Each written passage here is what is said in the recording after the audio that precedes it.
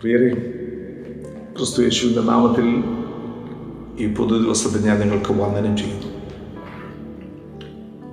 ദൈവം നമുക്ക് തന്ന നല്ല ദിവസം, അതിൻ്റെ എല്ലാ നന്മകളും,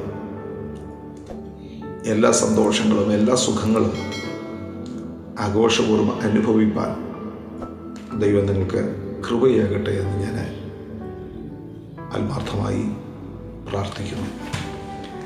തീത്തോസിൻ്റെ ലേഖനം 2-ാം അധ്യായം 14-ാം വാക്യം നമ്മൾ വായിക്കുമ്പോൾ, നാം സൽപ്രവർത്തികൾക്ക് വേണ്ടി വീണ്ടെടുക്കപ്പെട്ടവർ. ദൈവം നമ്മളെ വീണ്ടെടുത്തത് ദുഷ്പ്രവർത്തിക്കല്ല. ദുഷ്പ്രവൃത്തി ചെയ്യുന്ന ആളുകളെ നോക്കി അവർക്കൊക്കെ അങ്ങനെയും ഇവർക്കൊക്കെ ഇങ്ങനെയും ആകാമെങ്കിൽ എനിക്കെന്തുകൊണ്ട് അല്പമായിക്കൂടാ എന്ന ചിന്ത അല്ല നമ്മളെ ഭരിക്കേണ്ടത്. മറിച്ച് എന്നെ എൻ്റെ കർത്താവ് വീണ്ടെടുത്തത് സൽപ്രവർത്തികൾക്ക് വേണ്ടി. നമ്മളെ വീണ്ടെടുക്കുവാനായി യേശുക്രിസ്തു തന്നെ തന്നെ വില കൊടുത്തു എന്നാണ് നമ്മൾ വായിക്കുന്നത്.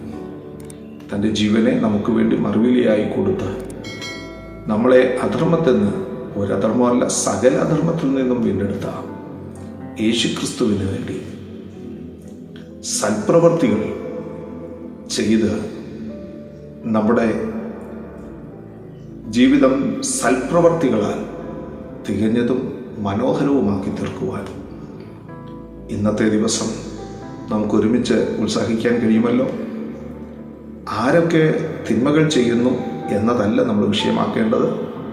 നമുക്ക് ദൈവം തന്നിരിക്കുന്ന ദിവസം, സമയം, അവസരം, ആരോഗ്യം സൽപ്രവർത്തികൾക്ക് വേണ്ടിയാണ്.